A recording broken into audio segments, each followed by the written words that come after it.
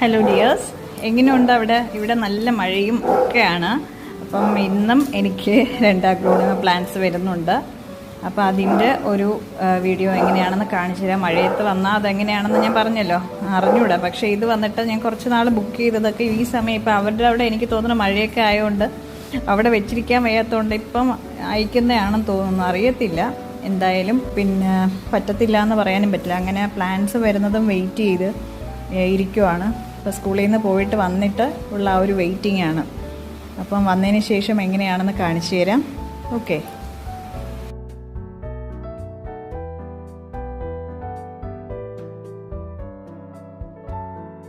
അപ്പം നമ്മുടെ പ്ലാന്റ്സ് വന്നിട്ട് ഇതാണ്.